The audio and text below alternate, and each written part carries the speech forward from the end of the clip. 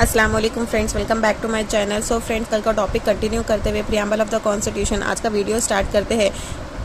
So friends, मैं ये video उन लोगों के लिए बना रही हूँ जो बिगनर्स है और स्टार्टिंग में स्ट्रगल कर रहे हैं, अपनी फर्स्ट रीडिंग में नहीं मालूम कर सकते कि क्या क्या इंपॉर्टेंट पॉइंट्स है। सो मैं जस्ट रीड करके आपको बताऊँगी कि ये इंपॉर्टेंट पॉइंट्स है। So let's start the video. सी कल तक हमने यहाँ तक पढ़ा था। सो यहाँ से स्टार्ट करते हैं, that is socialist. So even before the term was added by 42nd constitutional amendment act, that is socialist. The word social is added by the 42nd constitutional amendment act in 1976. There is some socialist content in the form of directive principles. So this point is very important, see friends, because even before added by the 42nd constitutional amendment act, the socialist word there is some contain in the form of DPSP. So in other words, these lines are not important. Then Congress party itself adopted a resolution to establish a socialist pattern of society in its awardee section as earlier as in 1955 and took measures accordingly. So this is important. See, notably the Indian brand of socialism is a democratic socialism and not a communistic socialism. So these are important. See, also known as socialist, also known as state socialism, which involves the nationalization of all means of production and distribution and the abolition of private property. So democratic socialism on the other hand hold faith in a mixed economy. This is very important, see, where both public and private sector coexist side by side. So in a mixed economy, the both the private and the public sector coexist, as well as the Supreme Court says democratic socialism aims to end poverty, ignorance, disease and inequality of opportunities. Indian socialism is a blend of Marxism and Gandhism, leaning heavily towards Gandhian socialism. Indian socialism is a blend of Marxism and Gandhism, leaning heavily towards the Gandhian socialism. The way the new economic policy 1991 of liberalization, privatization and globalization has, however, diluted the socialist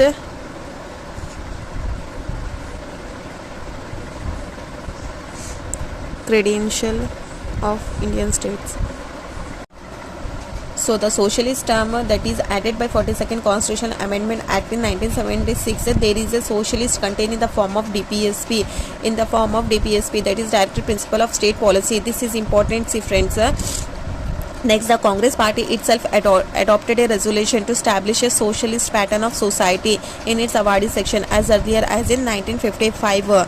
So notably, the Indian brand of socialism is a democratic socialism and not a communistic socialism, also known as a state socialism, which involves the nationalization of all means of production and distribution and the abolition of private property. So these lines are very important, say friends, for the one-day exams.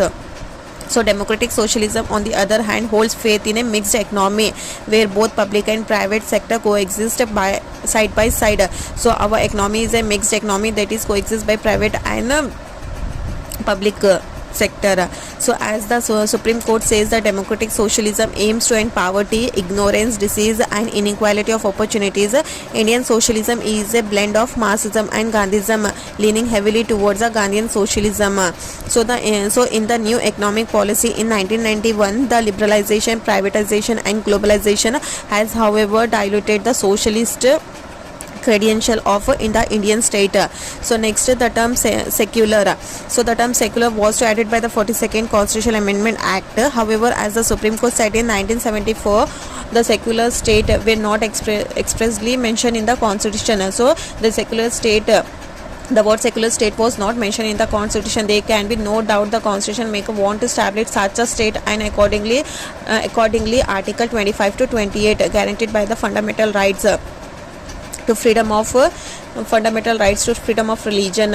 So here the secular state was not mentioned in the Constitution. Next, the Indian Constitution embodies the positive concept of secularism, that is all religion in our country, irrespective of their strength, have the same status and support from the state. So this line are very important, see friends, and the secular state was not mentioned in the Constitution.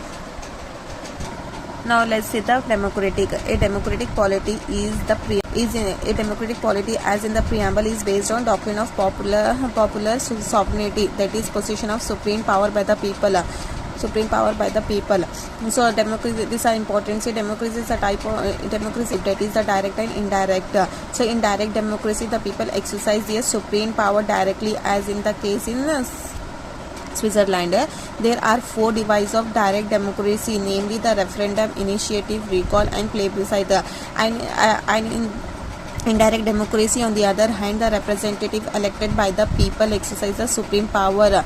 So in the indirect democracy, the representative elected by the people exercise the supreme power and thus carry on the government and make the laws. So this type of democracy, also known as a representative democracy, is of 2 kinds, that is parliamentary and presidential. So the Indian constitution provides for the representative parliamentary democracy. So these are important. See friends,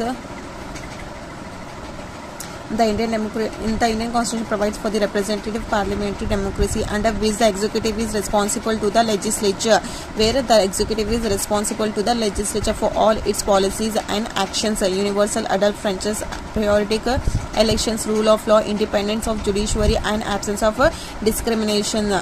So the term democratic is used in the preamble in a broader sense, embracing not only political democracy but also social and economical democracy.